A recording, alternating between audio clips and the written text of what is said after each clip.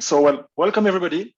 It's a great pleasure to welcome you again to a new event of our series of EU Travel Tech webinar, Travel Your Way, the Resilient and Sustainable Travel Forum.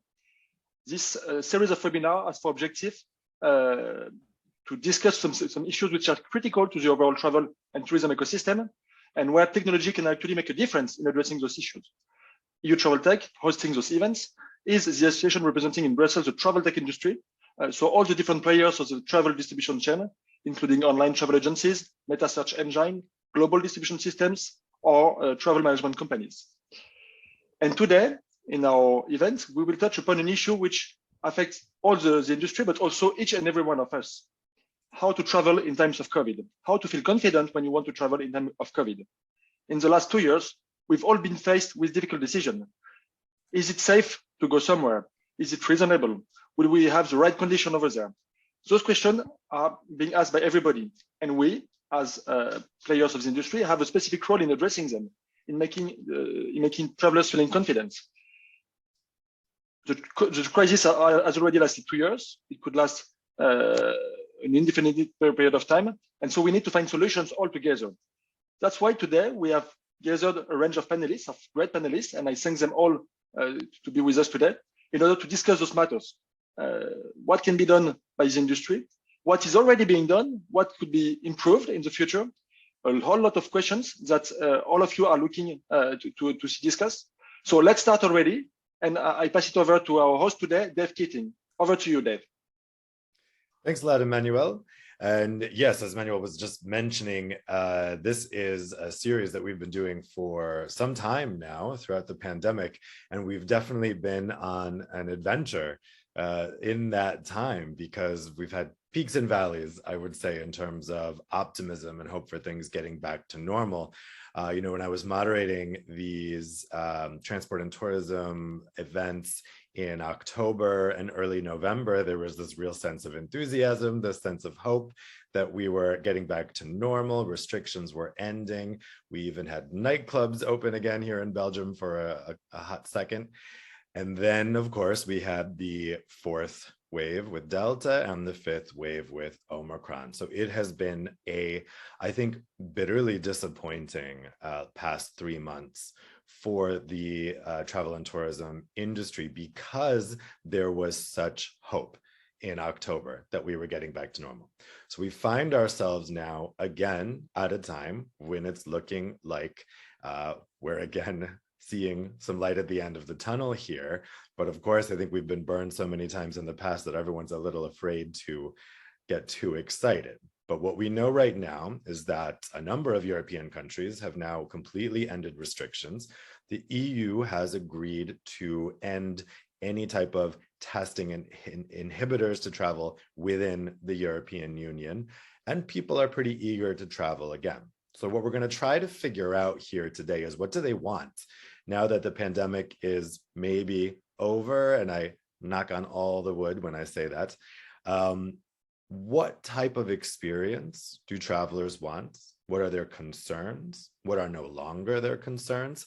And what can the different stakeholders do to accommodate those concerns? Of course, we know now we're in a very different situation with the Omicron variant. We're going to be in a situation where, with the booster combined with the extremely high infection rate, we're going to have a lot of people who will be immune to this variant over the next months. But of course, they'll also be worried about a new variant coming up.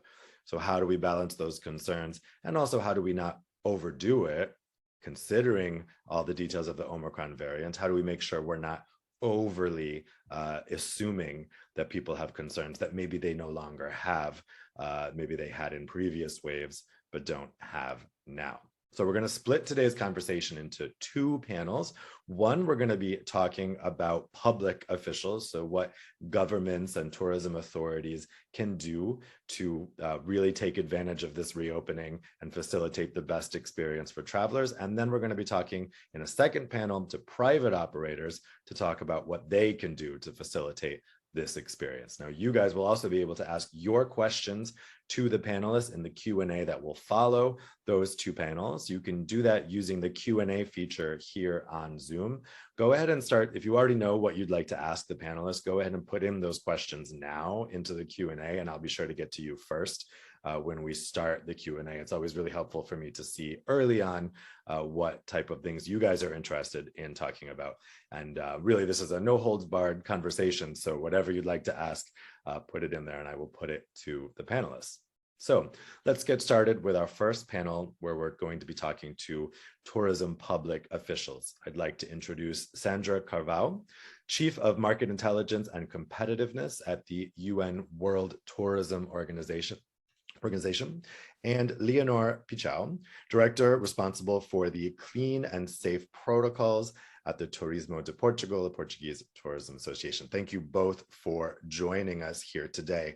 Let me first put to each of you a kind of general question here. What role would you say that tourism public officials have in restoring travelers' confidence at this exact moment when we're looking ahead to the next months, and particularly when the spring, when so many people are going to start traveling again? Sandra, what role do you think public officials should have? Thank you, David, and good morning, everyone.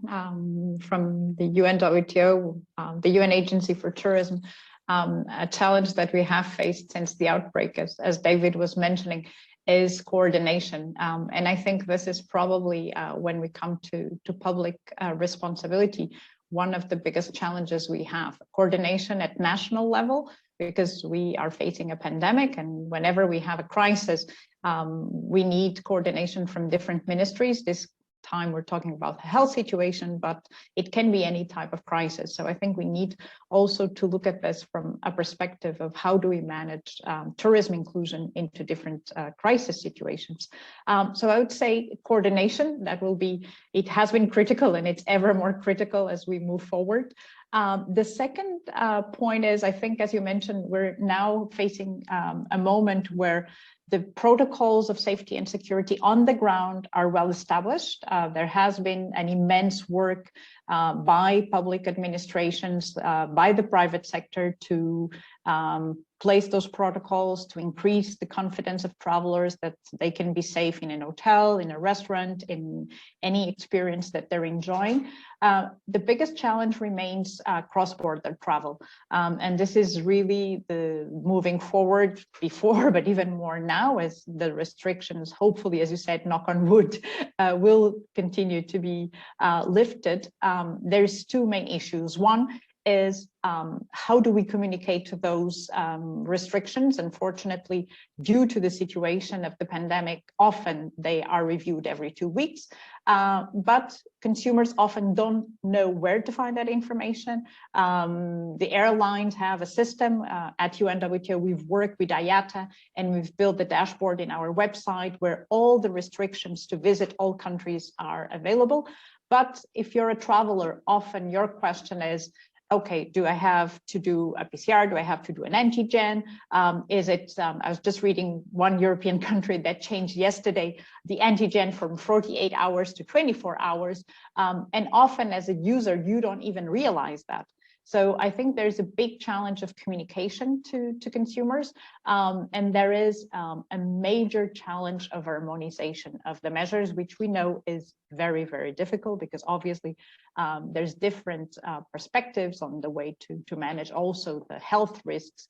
But we have seen, and I just wanted to finalize by echoing this, WHO has recently issued a new note that says that in Omicron, we have seen that travel restrictions have not been effective in reducing the spread of it. So I think we're in a moment of looking into those travel restrictions in a different way. And again, we need to do it in a coordinated way. And we welcome very much the recent indications by the European Commission to actually base our facilitation in the health passes, in the COVID certificates and take out the testing. We do hope that countries can follow. And I think Europe has been leading in this respect. And I think it will be very useful as well for Europe to help other destinations in the world, because unfortunately, we're still seeing in Asia many destinations closed. And I'll leave it here, David. Happy to take it forward afterwards. Thanks, Sandra. Yeah, that's a really good point you made about bringing up that report that showed that the border closures were not effective in stopping the spread. We'll see if policymakers get the message. We know that what we've learned over the past 2 years is it is often the politically easiest thing for politicians to do, to close borders, and it is an instinct that they've gone to quite quickly. But as the evidence shows that it's maybe politically easy, but not very effective, hopefully that will change as we move toward this next phase in the pandemic, when it becomes more of an epidemic, hopefully. So Leonor, let's go to you next. What role do you think tourism public officials will have in restoring travelers' confidence? Hello, David and Sandra. Good morning, everyone. The state had the responsibility to create tools to help promote trust in destinations in their countries. COVID has a great impact in tourism. In fact, tourism was one of the sectors most affected by the COVID pandemic. No one has any doubts about that. However, we are convinced that return to tourism will happen, and it will continue to have the same values that before the pandemic. But it was essential to think how the tourism, travel and hospitality industry will recover after COVID and during COVID also, and how the industry can be made sustainable in a dramatically changed world. For a sustainable and safe tourism during and after COVID-19, there are some important issues like adapting the offer to the new healthcare guidelines, ensuring trust in destinations.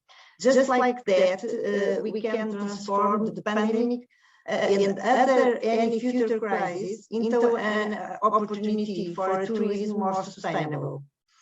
Tourism de Portugal created the Clean and Safe Stamp, aiming to recognize tourist companies and other related activities with health and safety recommendations issued by the National Tourist Authority according to National Health Authority guidelines to avoid risks of contagion by COVID-19.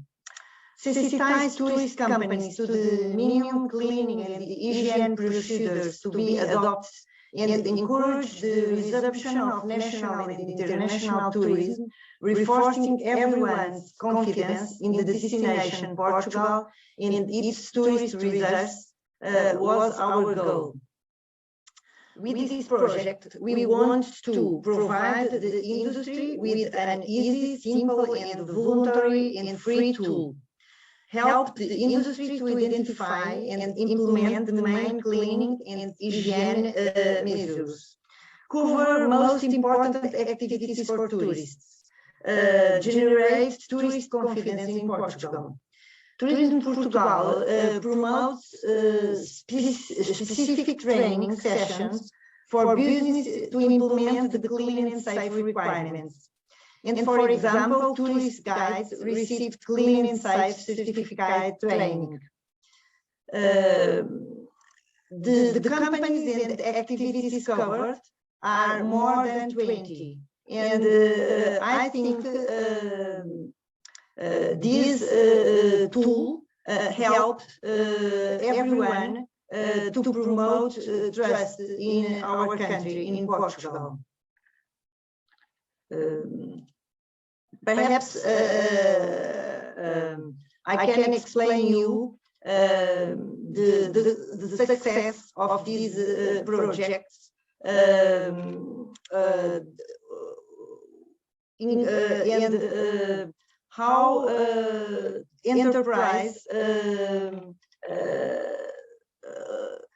can do their activities more and more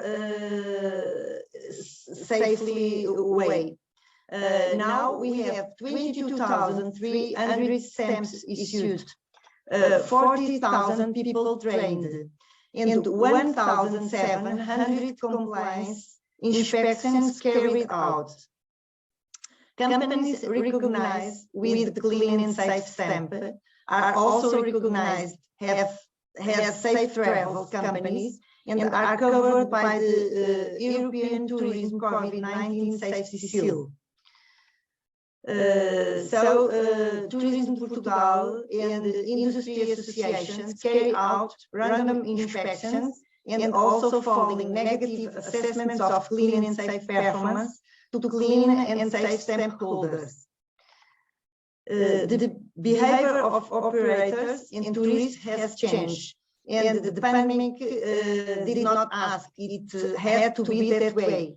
It was necessary to give confidence to tourists and company workers. And the success of the clean and safe stamp is an example how we can do that. Thank you, David. Thanks, Leonor. You have an echo on your mic. I'm not sure if there's an easy way to fix that. If not, it's okay. We can hear you, but there's a bit of an echo in case you know how to fix that quickly. So Sandra, I want to ask a follow-up question to you. So you mentioned the difficulties we've had with cross-border travel restrictions, but that does seem to be easing now. But when it comes to national governments or local governments, not just putting down restrictions to travel, but actively promoting tourism, what are some good examples you can think of globally where you think local or national governments are really doing a good job of luring people in? I know that I've seen, just watching like the international cable news channels, I'm seeing tourism advertising from countries from which we don't usually see it because they don't usually need to. I'm thinking notably the United States.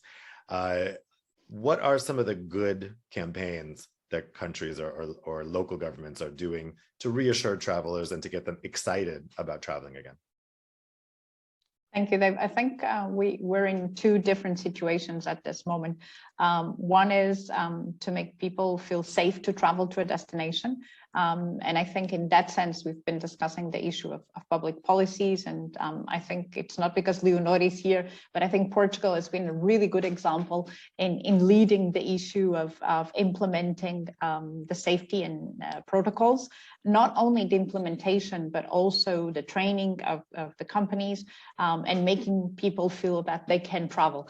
I think safety protocols have become like a commodity at this point, but that wasn't the case a year ago. So sometimes we forgot there's a lot of work and that needs to be kept there, communicated in a more obvious or less obvious way, but people need to see and they need to feel that they are assured.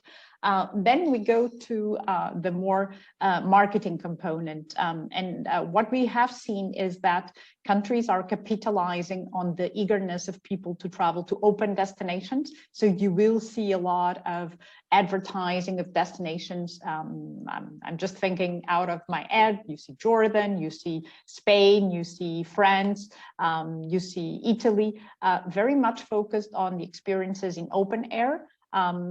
Experiences with different kinds of products now, particularly rural tourism has been growing significantly. We have been seeing many countries trying to also address the people that are more willing to travel. I think there's a very important point, and from a market intelligence point of view, it is important that governments can invest in working also, and we're in the best forum for that with travel tech companies to understand travel behavior. And I'm sure that we will hear that from Tripadvisor, from Becky here. There's changes happening. We don't know how many of those changes will stay. So we need to make sure that we do understand that we follow consumer trends and we can adjust. What we're seeing now, definitely people are booking with a very short time window.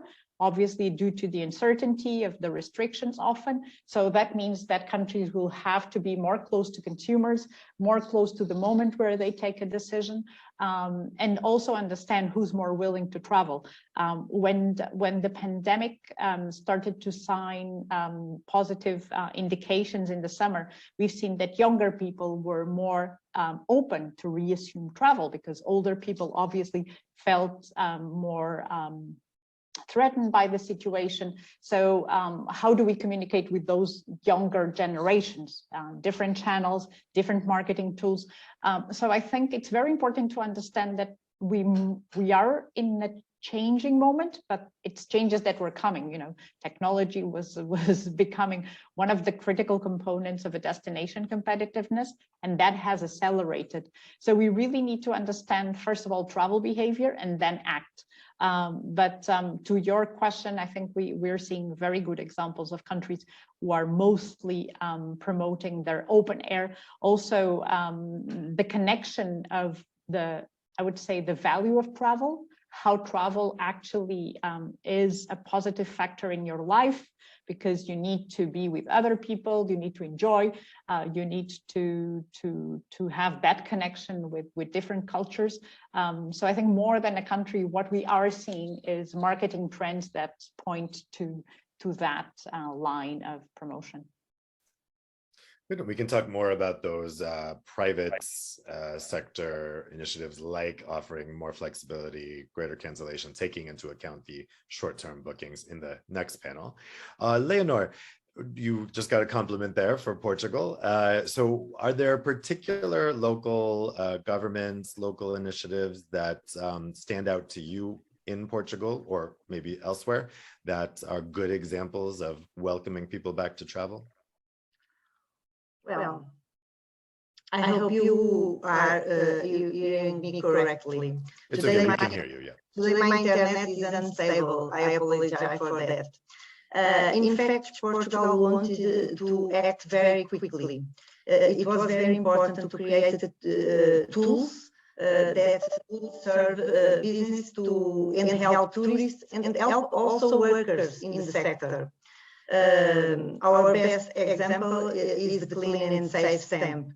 This stamp aims to distinguish the establishment and activities that comply with the guidelines of the health authority to avoid risks of contagion in the context of COVID pandemic.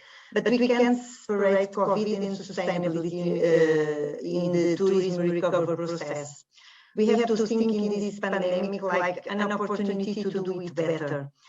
We are very committed to make the tourism industry increasingly sustainable in this difficult moment. I want to share with you some more information about the Clean and Safe. I don't know if I explain you, this seal is free and as well as optional. The companies and the activities covered are more than 20. We have tourist accommodation, travel agencies, tourist office, local accommodation providers, restaurants, motorhome parking, golf courses, for example, car and motorhome rental, companies, museums, palaces, monuments, municipal cultural facilities, events and convention companies, airports, geoparks, thermal spas, and others. To become a Clean and Safe stamp holder, one must subscribe a declaration committing to comply with all the requirements listed in it. After the declaration, they receive the stamp and they can use it in its communication and advertising. And the requirements include, for example, cleaning and disinfecting procedures, protection equipment, training of employees, client information. And if a company fails to comply with any of the clean and safe requirements, it shall immediately communicate it and is no longer able to use the stamp. Tourism Portugal and the Industry Association carry out random inspections, and it is very important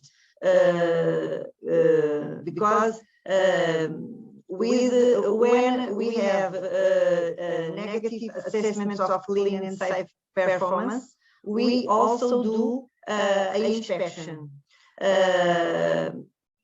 to the clean and safe stamp holders.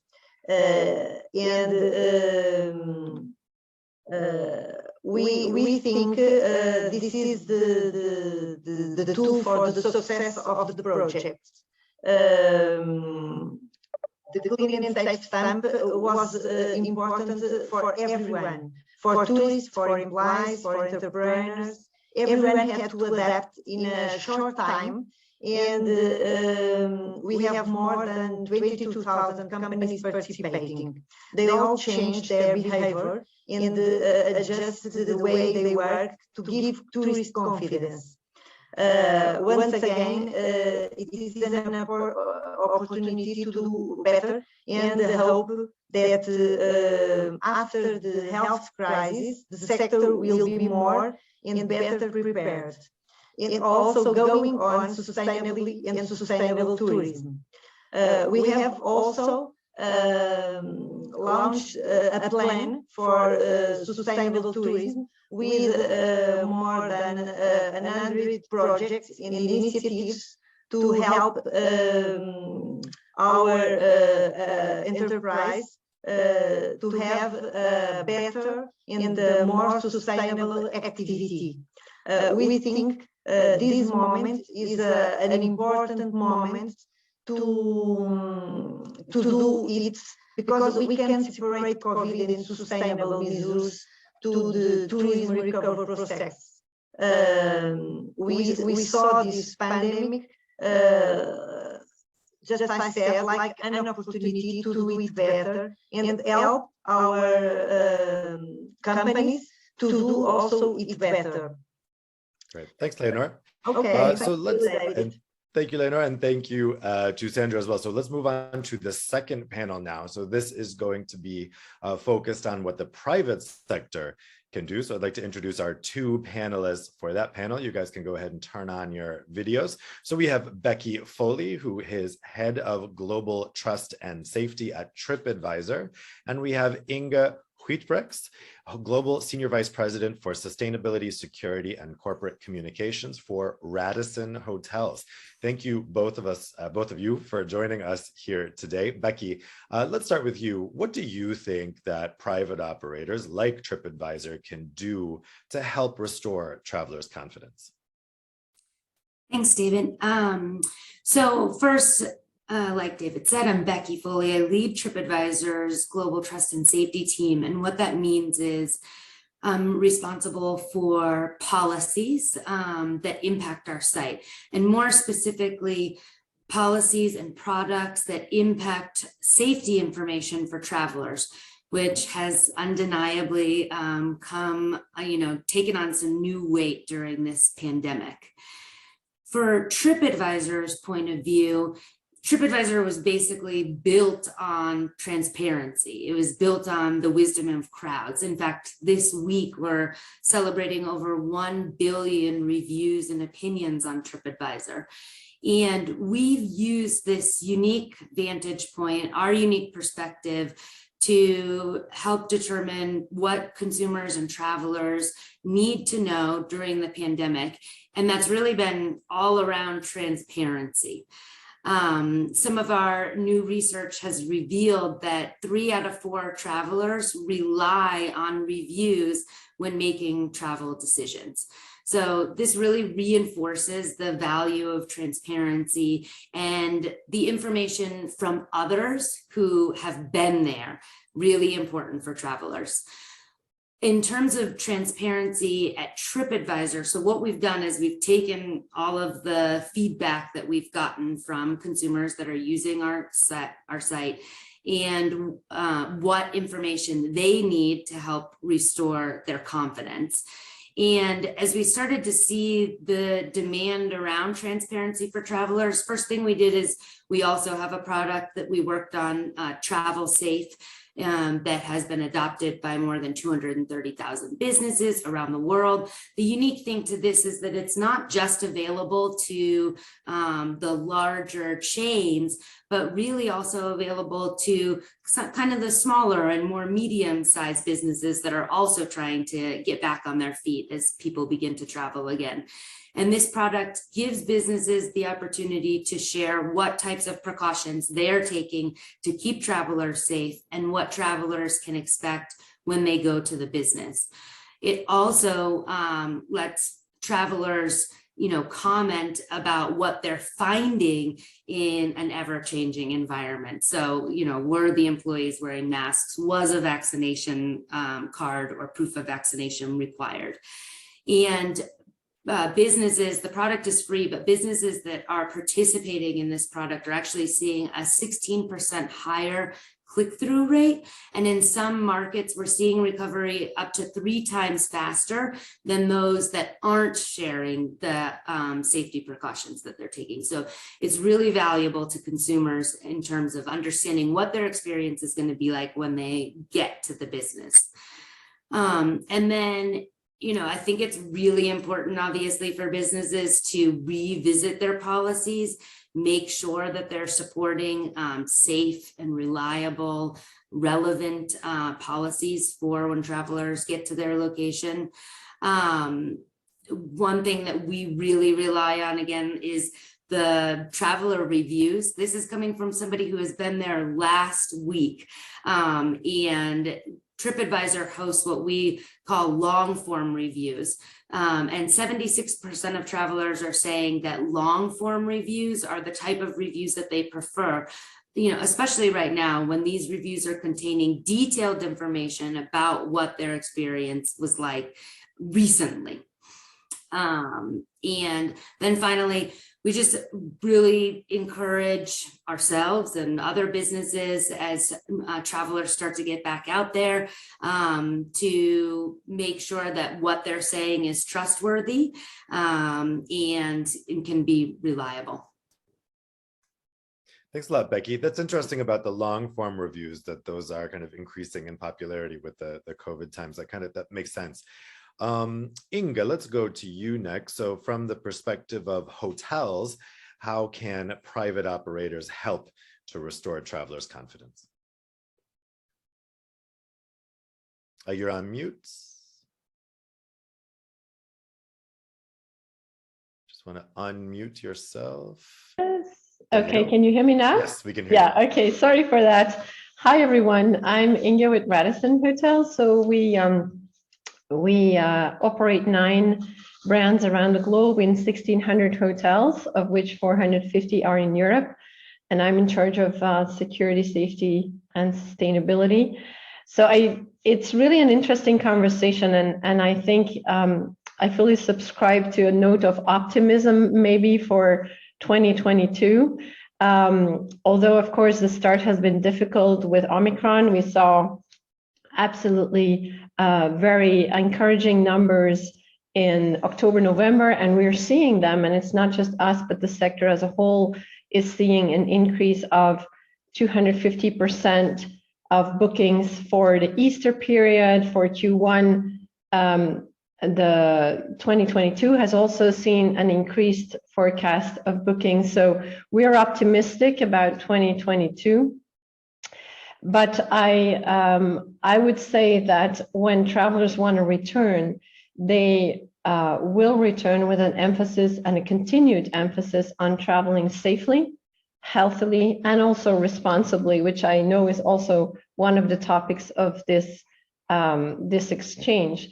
Now, at Radisson Hotel Group, what we offer and continue to offer the guests is what we call a pact for trust. So the P stands for peace of mind, the A for assurance, and the C for clarity, and that all builds trust.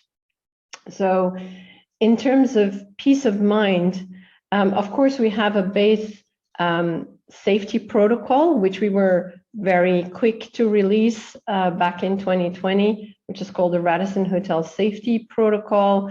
It's a 20-step protocol for our hotels with a 10-step specific actions for meetings and events. And this whole protocol is also validated by a third party called SGS. And I think that's also an important one for both our leisure and our business clients to know that this is not just rolled out, but also validated. And that's kind of our mechanism to know that it's what we say we are doing, we're actually doing it. But over time, we have also seen that our guests want peace of mind in that travel advisory. I think someone brought it up in the first panel. It's really important for travelers, if you want to go somewhere, to really know what needs to happen. You know, what documents do you need to take? What app do you need to have? What tests do you need to have? And these things change. So we have that information through an external partner available on our Radisson website, and we see that it's used both actually by people in our company as well as by our guests. So that's a step of assurance and peace of mind. I think flexibility is also something that continues to be super important for guests, because they know that when they book, they need to be able to change that booking or maybe even cancel if there's something happening with their own health. And also on the loyalty side, to know that their statuses continue to be recognized and extended. So that's that flexibility that also pertains to peace of mind. And then the third part of peace of mind, and that's something we have really rolled out in 2021, is also to make sure that guests know they can get, we can assist locally with rapid testing, with doing PCR testing, either at the hotel, like in a VIP service, a scheduled service, or nowhere to go, or our hotels can inform you. And should things go wrong as a traveler and you need to quarantine because of an infection, you need to stay longer, maybe someone falls ill, it can happen, that we are there to assist you, that we have all, you know, our hotel teams are really good. They know how to serve quarantine guests. You know, we have the protocols, and that's kind of that peace of mind that guests continue to need, because they know that the situation can change anytime, either in a country or in a personal situation when you travel. The assurance is, as I said, the safety protocol, but I think beyond the Radisson safety protocol, we also, as an industry, together with the WTTC, launched very early on the safe travel stamp, which is like a common denominator for all these safe travel guidelines.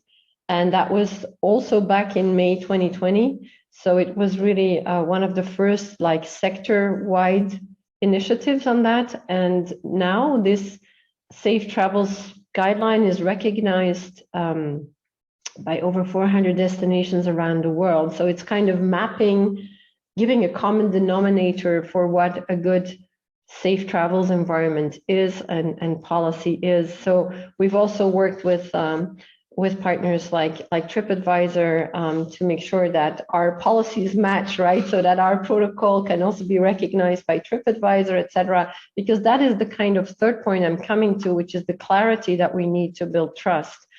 And that's, I think, what Becky referred to in terms of clarity. Are you doing what you're saying you're doing? And the other thing is, in the clarity, do all these different names of all these different programs, whether it's a Radisson protocol or the industry safe travel protocol or the Tripadvisor stamp for safe travel, do they all match?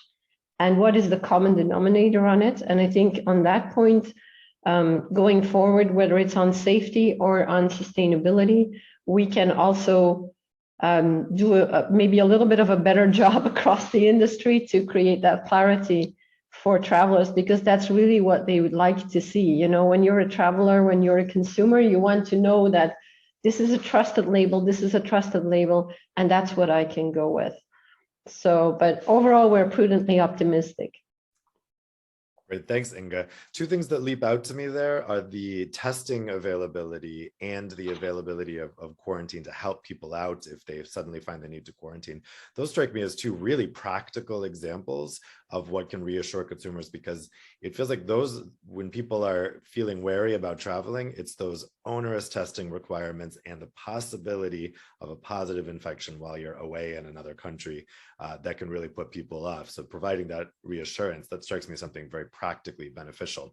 Becky, I have a follow-up question for you. Just a reminder, you guys can put in your questions using the Q&A feature. It's the button all the way on the right at the bottom of your Zoom screen.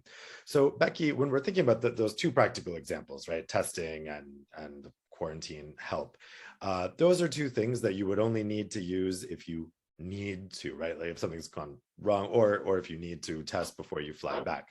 But I wonder if we're dealing with two different groups of consumers here, maybe, or kind of a scale of consumers. So you have on one end people who really want to see some tough sanitary requirements at the hotel or the destination they're going to. They do not want to see business as usual.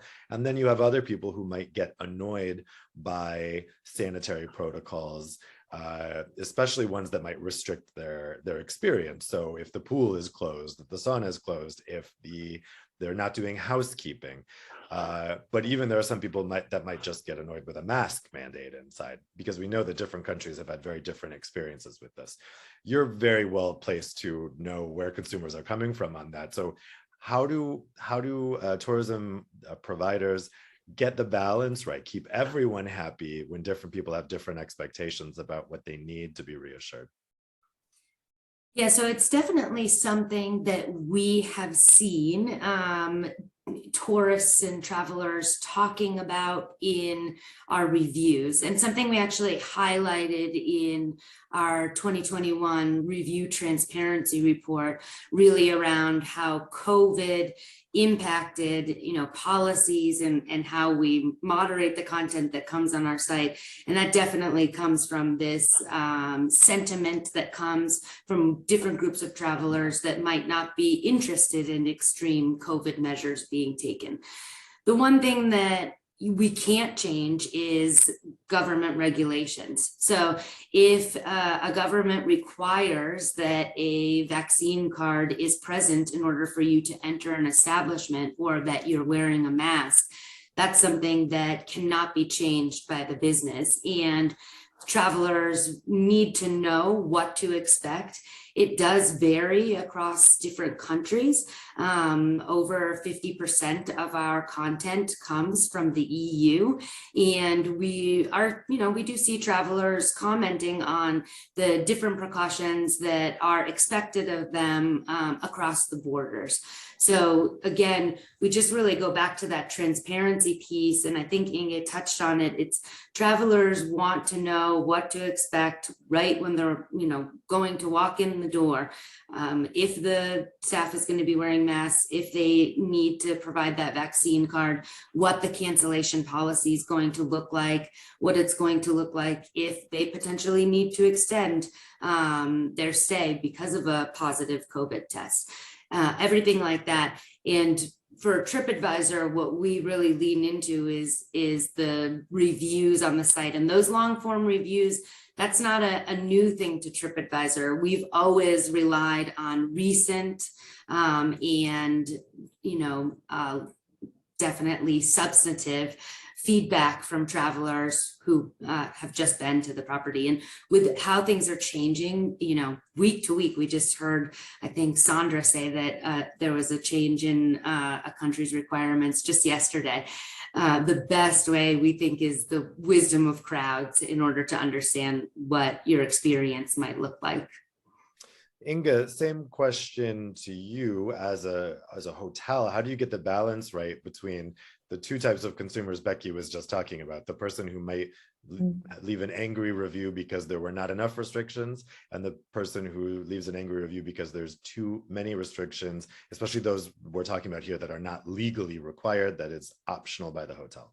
Yeah, let me first say that we don't get that many angry reviews, but I would just say that customers have maintained quite vocal about what their expectations are. And I think it's just in this overall culture of more direct communication, which we of course welcome and appreciate and monitor constantly, like what are the customers telling us?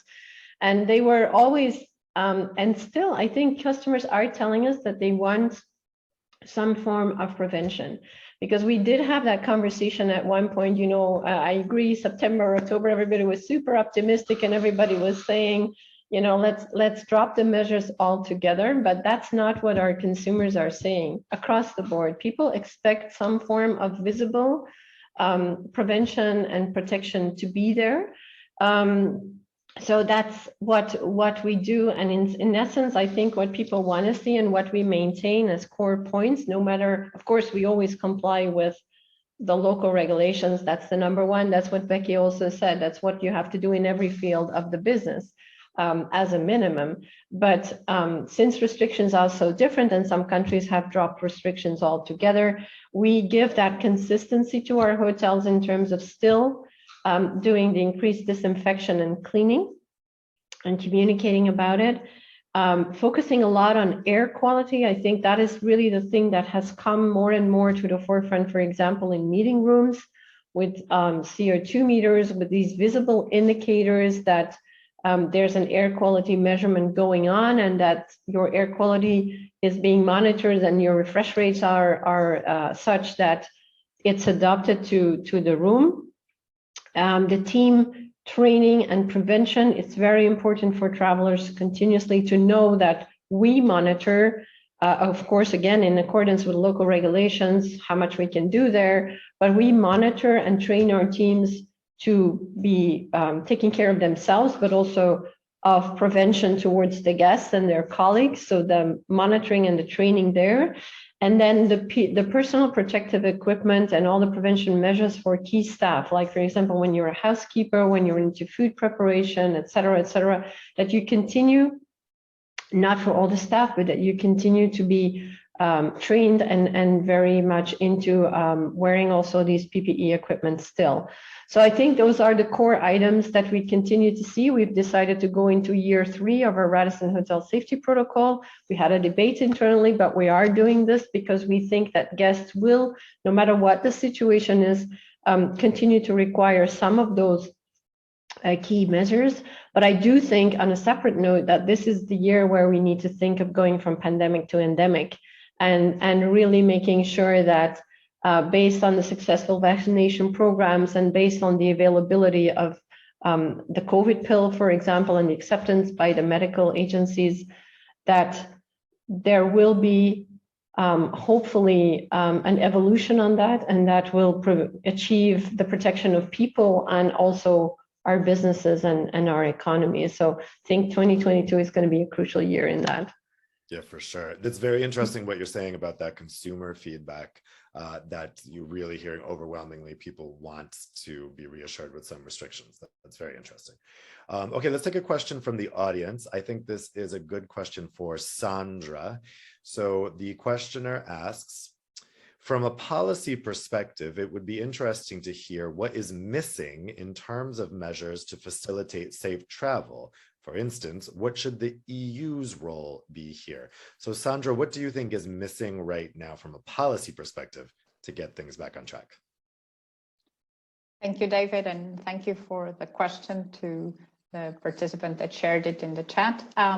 I think, as I mentioned in the beginning, the coordination is the key role, and that's very much to the states. We've seen how the European Union has played a really significant role in trying to harmonize the rules and trying to share information that is clear and transparent.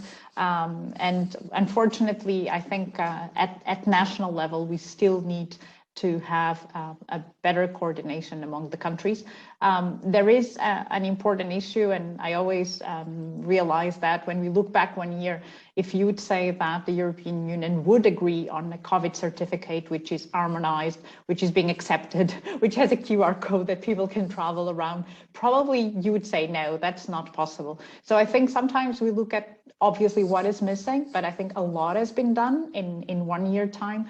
I think now the question is very much much into how much the states follow the recommendations of the Commission and how much there are mechanisms among the states to actually coordinate better. I think there's a very important point here, and again, I want to reaffirm this because I think communication is critical. The situation is evolving, it's volatile, we don't know. Hopefully we will, and as Inga was mentioning, we do see positive signs, but we also need to be prepared. And I think the coordination should be not only on the current situation, but creating mechanisms to think, okay, in a month's time, in 6 months' time, where are we? You know, we saw also new variants emerging because we still face a huge inequality in terms of the access to the vaccinations. We need to have that presence. If we want the world to travel, the world has to be vaccinated.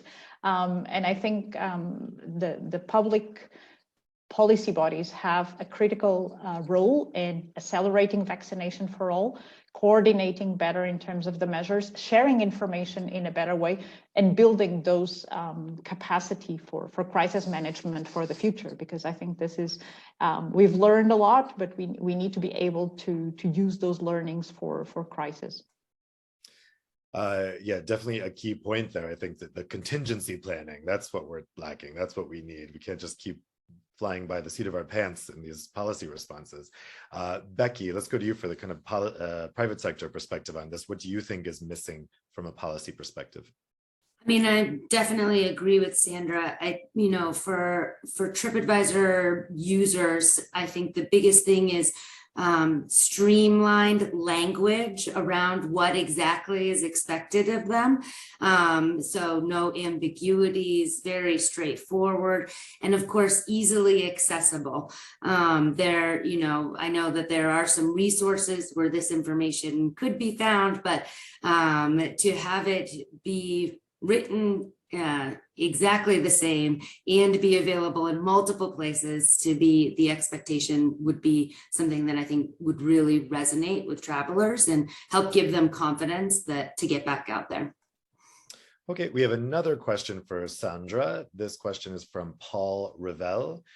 Question for Sandra: what do you see as the path to recovery of business travel and the economies it supports? What should states and organizations do to support the recovery of business travel? Thank you, Dave, and thank you also to Paul.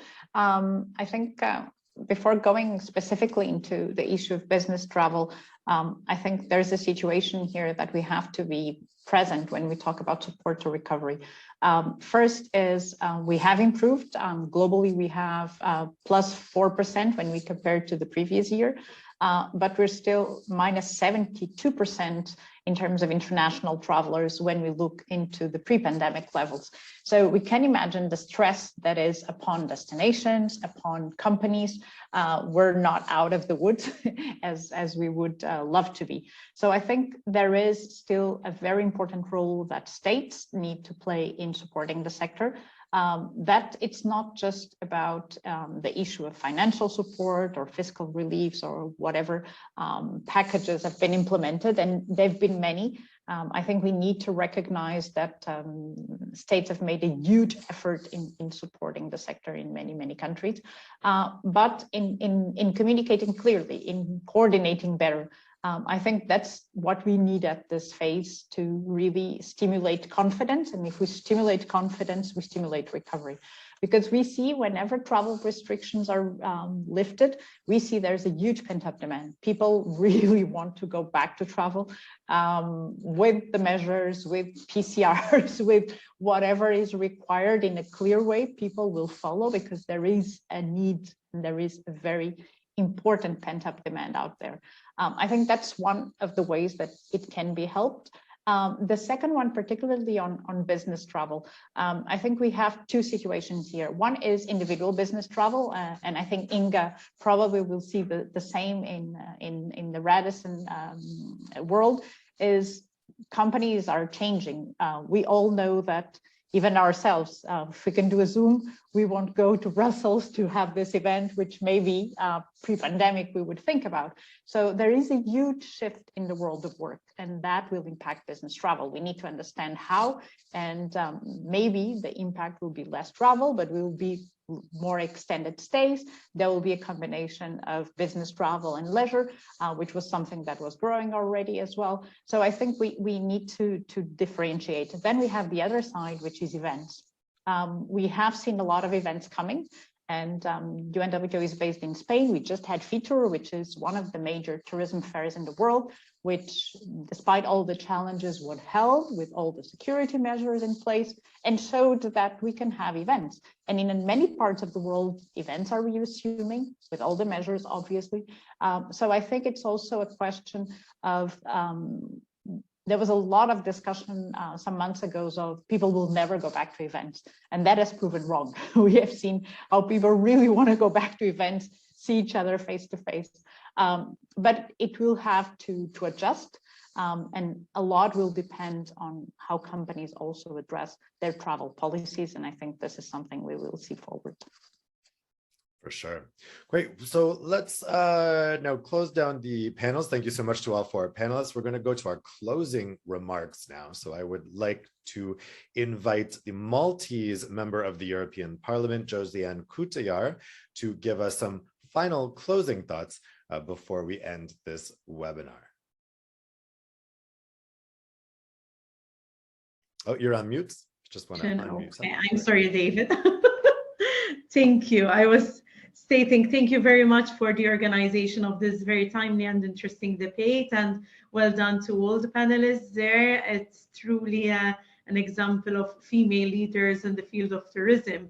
And indeed, going on to some quick remarks as to what was stated, the idea of safety is really now at the center of travel, and it's a new trend which has been increasing, and therefore it's an important must that we look into best practices. I heard some very good practices also by Inge, who was putting forward several aspects, the availability, for example, of testing at a hotel or at a renting facility, which is very much important. Other aspects when it comes to helping with quarantine and air quality monitors. These are all important aspects. It's like when we say justice must be seen to be done at the same time during this time. It's true that also the hygiene aspect must be seen physically, and the customers must have really their mind at rest. And therefore, it's very much important that whilst the protocols are important, and we also had Portugal Leonor explaining some important aspects and practices they put into place, it's important to share these practical examples and for the customers to have these practical examples. Yes, we had Becky explaining how the reviews when it comes to safety are also trending, and this is all in line in what we are stating. And I also wanted to pick up then on important aspects. The confidence in destinations, the aspects also, however, when it comes to facilitation via digitalization. And I really believe that digitalization and new tech solutions could really help even when it comes to safety and putting the minds at rest.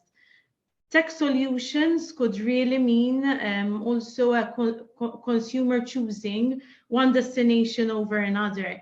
And this is another trend we have to keep in mind.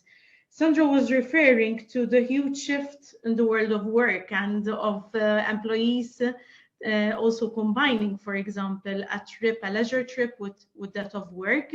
And this could also apply to entrepreneurs, and this is very real. And here I mentioned the concept of digital nomads, which was already present before the pandemic, but which will now is set, I believe it's set to increase. And even local governments could help in this regard. Even the Maltese government, for example, has implemented some facilitation when it comes to permits for digital nomads to come over to our islands. And yes, indeed, crisis management for the future for future shocks to the tourism sector is very much important, and I really believe in this because we need to make this sector really resilient, and the sharing of information is also key.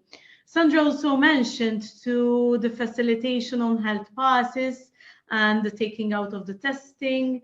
It's important, yes, that even the EU is constantly updating its rules and trying to be relevant to the situation in front of us. This pandemic hit us and no one had a guidebook as to how to navigate through it. But indeed, as policymakers from the beginning of the pandemic, even at the European Parliament, I'm a member of the task force in the TRAN committee, we're pushing hard for viable solutions, not only when it comes to assistance and funding, but also when it comes to safety protocols, the hygiene seals, the important aspect of the green pass. These are all very much important indeed.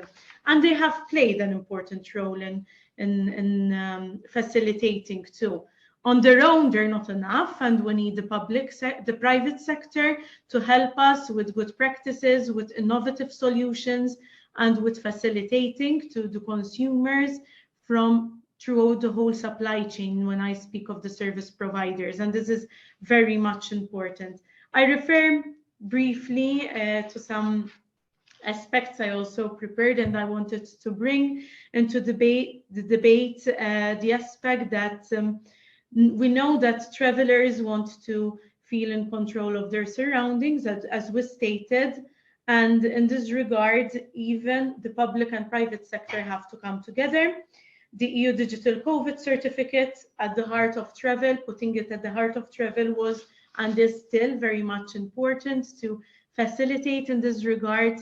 We need single points of information and traveler clarity. So here I refer to a good practice, for example, by certain airlines and OTAs, which are integrating in their bookings requirements to upload certificates or tests or PLFs to ensure that the traveler is complying with the rules in place in the country. This could help even the traveler, whilst accessing these services and booking these services online, to do a check of what the destination country needs when it comes to these documentations. And the Reopen app here was also important, but these private practices are also important and complementary to it.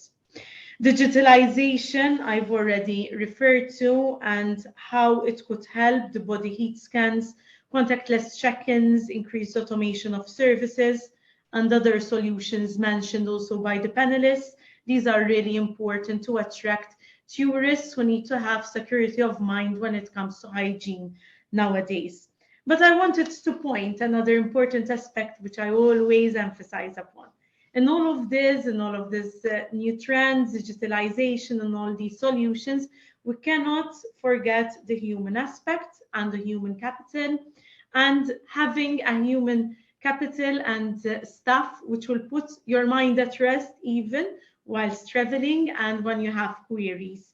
Indeed, digitalization is key, and I'm a promoter of it, but we also need that human element in the tourism aspect, which is really important. And therefore, we need to even invest in the skills of our employees when it comes to the travel sector, to make sure that they are also equipped when it comes to various skills, including the digital skills needed, as we are seeing new trends which we need to keep up with. Travelers are also choosing destinations with excellent healthcare systems, or where they have a better guarantee of healthcare services if they need them. And therefore, these are also aspects that we need to keep in mind, that the stakeholders need to keep in mind, and I'm sure they will do so. But even for the local governments to keep in mind that tourists nowadays, if there are member states like mine, for whom the tourism sector is very much important for the economy, and tourism is important throughout the EU, we need to see to it that we have public authorities that really realize the potential that positive and strong services in the healthcare systems have to unleash the potential of more travelers visiting their countries. And indeed, this is another aspect I wanted to emphasize. And one last point, another important point could be that OTAs work with insurance companies to ease the doubts of travelers by guaranteeing COVID packages, including, for example, coverage on a place to quarantine instead of being forced to pay for extra 10 days abroad. And in this regard, I also enjoyed listening to good practices from the stakeholders. I'll stop here for now because a lot has been said. And I thank you for your contribution as also stakeholders from the international authority like UNWTO, but also the private sector. It's very important that we keep collaborating. Exchanging of best practices is key, and that we keep brainstorming on how to best adapt the tourism sector to consumers' demands and also to the challenges that we face, not only the pandemic, but how to make the sector prepared for future shocks, and also for the leaps that we need to make in both the environmental and the digital transition. Thank you very much. Thanks very much, Josiane, and thank you to our panelists and to you at home in the audience for spending your early afternoon with us. I think it's going to be a very interesting couple months as we emerge from this, and I know we've been here before in terms of this feeling of hope and seeing a light at the end of the tunnel. I feel it. This is it. This is for real this time. So it's going to be very interesting to see how this pans out. I think there's a lot of optimism and enthusiasm out there right now in the travel and tourism sector. So let's get going. Thank you so much, and we'll see you for the next edition in the Travel Your Way series. Have a great afternoon. Thank you. Thank you. Thank you. Bye-bye.